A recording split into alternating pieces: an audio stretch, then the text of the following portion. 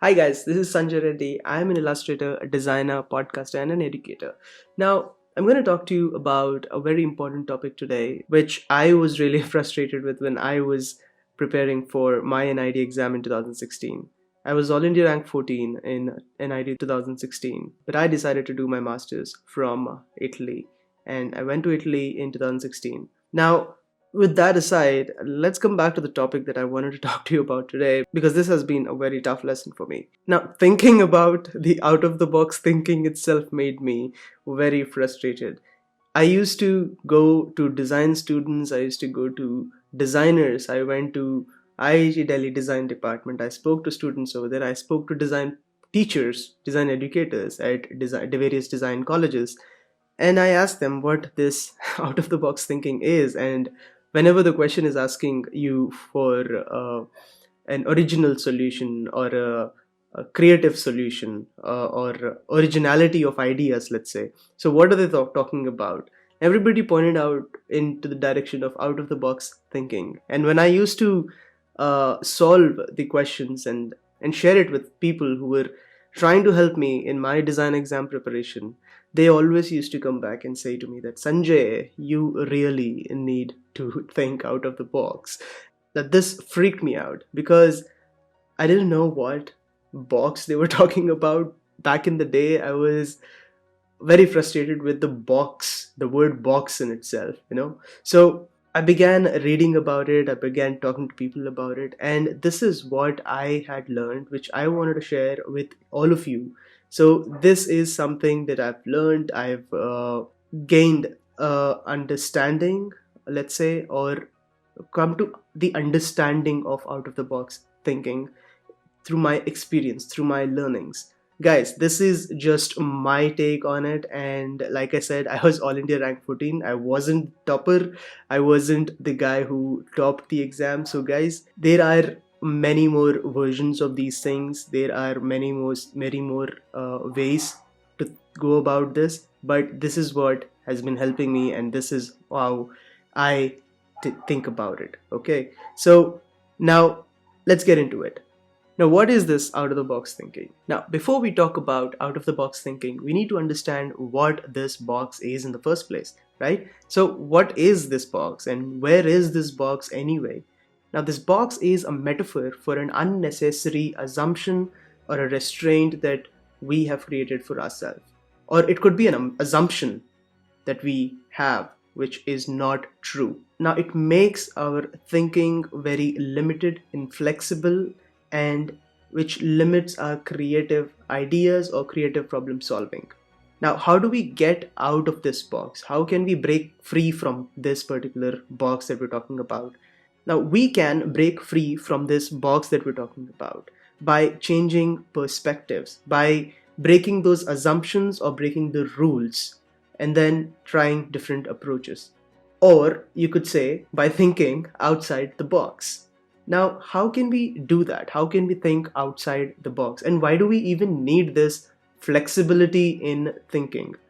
Now, we need to understand that as human beings, we opt for shortcuts. When the time is less and the information that is provided to us, we grasp whatever the information that we can in a limited span of time, and then we try to act on that based on the assumptions that we make in that short span of time.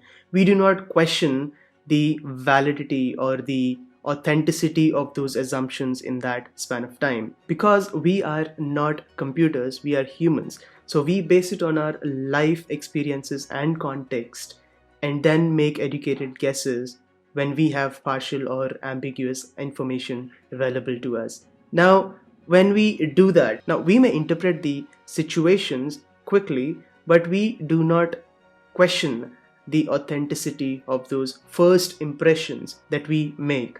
As a result, we are confined by our false assumptions. In a way, let's say we are stuck inside our own box. So by sticking to what's allowable, believable, or even possible, or even correct for that matter, we are limiting our imagination.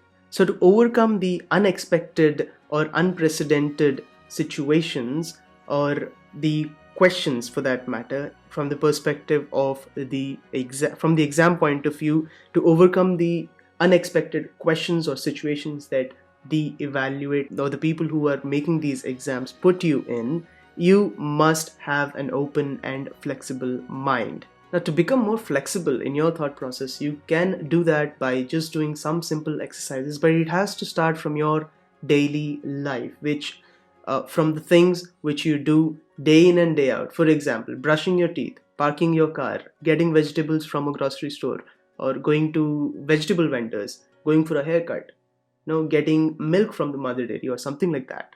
So it has to start from there. Now, these are the things that helped me a lot during my preparation. So first thing is I define the situation. Okay, what is the situation? What is happening? Okay, what is the task that I'm doing? Second is I identify the assumption or the rules or the usual thing that I do when I'm doing that task. Third thing is I break that rule and approach the same task in a different way. Now, for example, you move to a new place and you're setting up your kitchen, and the task at hand is that you need to organize your utensils in your kitchen. So you take the utensils and you put them inside the drawer. So first thing that we identify here is number one, behavior. Describing the behavior, you're putting the utensils inside the drawer. Second, assumption that the utensils belong inside the drawer. Third thing is to break the rule that utensils don't belong inside the drawer. Now, by removing the unnecessary assumption or the constraint that you had in your mind, you have started looking for alternative solutions to it. Now, if the utensils don't go inside the drawer, where can they go? Now you're thinking, right? So the tall utensils could go inside a glass jar or a funky metal container or even a sleek organizer.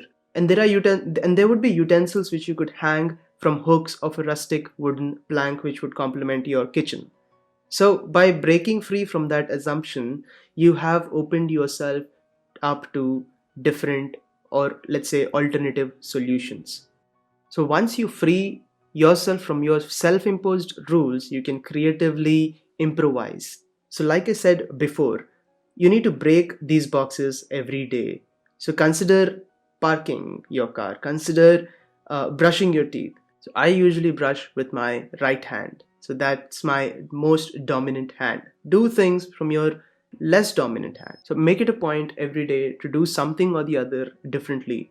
Let's say take your mattress and sit in the living room and maybe have a picnic there. Change your chair and have a beanbag instead. So it's a different change, right? So it's a little different from what you usually do. Or let's say you go for a jog every day. So take a different jogging path. So go to a different vegetable vendor. Go to a different supermarket. Go to a different ATM or use a different route which you do not use every day. So breaking these boxes every day will give you that flexibility. You will break free from the habits. Now, from the perspective of the exams, you draw a lot of things day in and day out. You draw trees, you draw plants, you draw humans, you draw scenarios. But let's take an example of a scenario where you are sketching this scene of a vegetable market, right? And you're sketching it from the point of view of the person who is buying the vegetables. Now, think of it from a different perspective as well. For example, you're sketching it from a point of view of a vegetable vendor who is sitting on a pavement which is higher than the rest of them. So that gives you a different point of view and a different perspective of the same scenario. So sketching it from a dog's perspective, which is just there in the market. Sketching from a crow's perspective, which is there sitting on the wire above the vegetable market. So this gives you a different perspective and you break free from the usual things that you draw. Draw these things differently, and breaking these boxes will keep your mind flexible and you will be able to visualize things in a better way. So that was all about out of the box thinking.